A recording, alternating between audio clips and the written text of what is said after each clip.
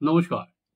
শেষ পর্যন্ত চাপের মুখে পড়ে ঘটনা ঘটার 7 দিন পর বেবি কোলেকে বহিষ্কার করল তৃণমূল কংগ্রেস। বেবি কোলে ছিলেন খড়গপুরের এক নেত্রী।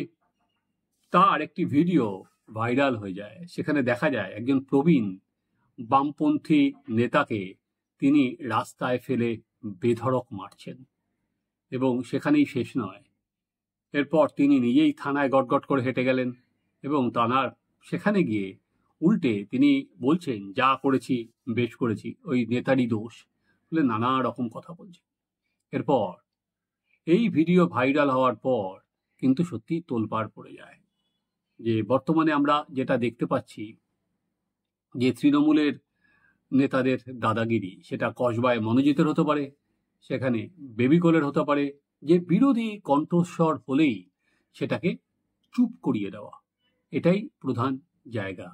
কোনো বিরোধী স্বর থাকবে না, বিরোধিতা থাকবে না, সব শাসক যা বলবে সেটা মেনেই চলতে হবে, না হলে বৃদ্ধ মানুষেরও ছাড় নেই। সেটাই বেবি কোলে যে মেরেছিলেন এই বৃদ্ধ বামপন্থী নেতা অনিল বাবুকে, সেটাই পরিষ্কার করে সেটা বেরিয়ে এসেছিল। এরপর 7 দিন পর বেবি কোলেকে বহিষ্কার করলো দল। বহিষ্কার করতে গিয়ে তৃণমূল কংগ্রেসের নেতা জয়প্রকাশ মজুমদার যা বললেন, খুব মনোযোগ দিয়ে শুনুন। খুব ইন্টারেস্টিং। কেন বলছি ইন্টারেস্টিং, আমরা তারপর সেটা আলোচনা করব।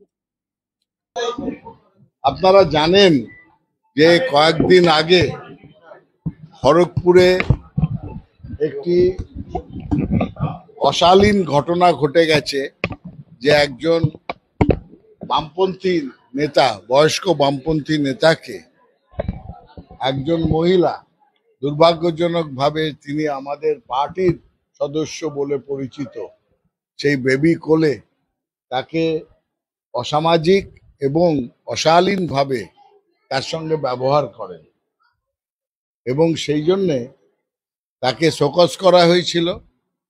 আমাদের দলের অনুশাসন খুবই কঠোর। মমতা বন্দ্যোপাধ্যায়ের 0 টলারেন্স।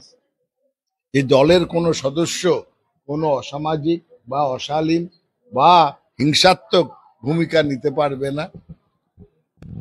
সেই শোকজ করার পর, কারণ দর্শানোর নোটিশ দেওয়ার পর জেলা নেতৃত্ব দিয়েছিলেন, জেলা সভাপতি দিয়েছিলেন, এবং আজকে রাজ্য সভাপতি নির্দেশ দিয়েছেন শ্রী সুব্রত বক্সী জেলা সভাপতিকে যে সেই বেবি কোলেকে দল থেকে নিষ্কাশিত, বহিষ্কার করার জন্য। এটাই আপনাদের জানিয়ে রাখলাম। আপনারা শুনলেন জয়প্রকাশ মজুমদার প্রথমে ওনাকে যে বহিষ্কারের সিদ্ধান্ত সেটা ঘোষণা করলেন, যদিও কত বছরের বা যাবজ্জীবনের বহিষ্কার কিনে জানি না, তো ঠিক আছে আমরা ধরেই নিলাম, আর বেবি কোলে দলে ফিরবেন না সেটা বললেন। এবং তারপরে বললেন যে এইসব ক্ষেত্রে তৃণমূল কংগ্রেসের একেবারে নিয়ম হচ্ছে 0 টলারেন্স। এই খানটা থেকেই ধরে আমরা আলোচনাতে আসি। দেখুন, প্রথমত বেবি কোলে যেভাবে নিজে থেকে আইন নিজের হাতে তুলে নিয়েছেন, তারপর শুধুমাত্র এই পার্টি নয়, তার বিরুদ্ধে পুলিশেরও অ্যাকশন নেওয়া উচিত ছিল এই 7 দিনে, কিন্তু এখনো পর্যন্ত আমরা দেখিনি পুলিশ তার বিরুদ্ধে কোনো অ্যাকশন নিয়েছে।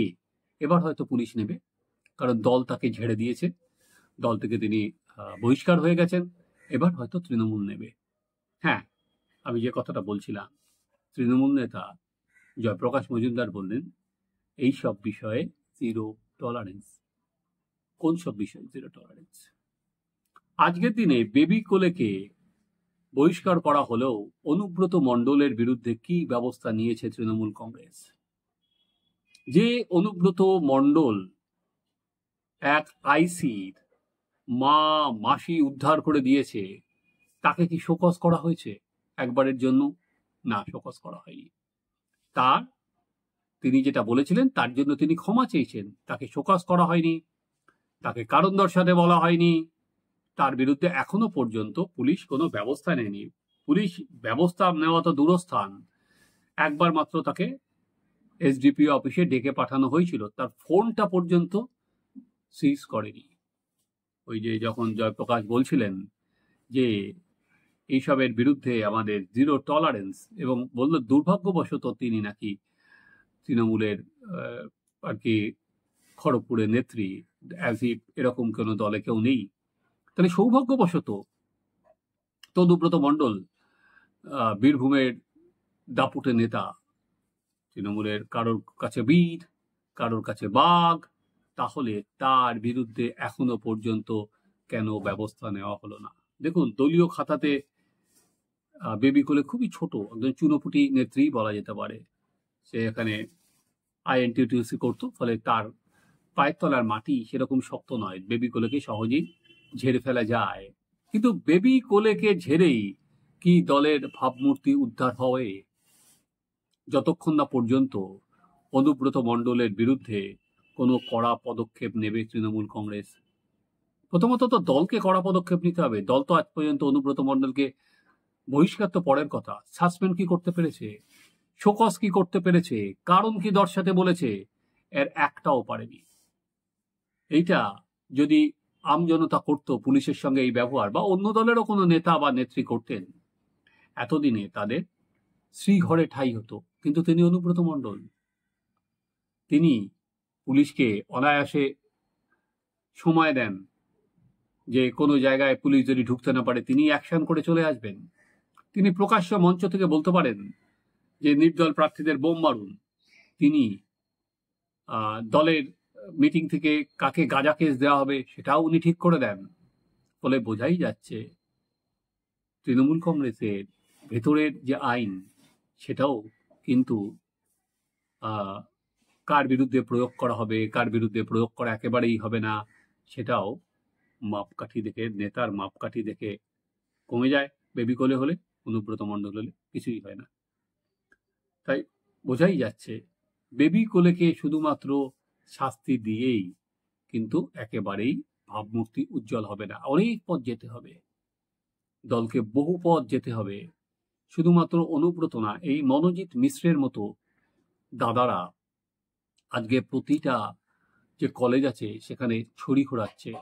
ব্যবস্থা তার বিরুদ্ধে নিতে হবে। যদি আমরা বলি যে শাসক জিরো টলারেন্স এইসব অনৈতিক কাজ, এই সমস্ত অন্যায় কাজের বিরুদ্ধে, তাহলে তাদের বিরুদ্ধেও কিন্তু বারবার করে ব্যবস্থা নিতে হবে।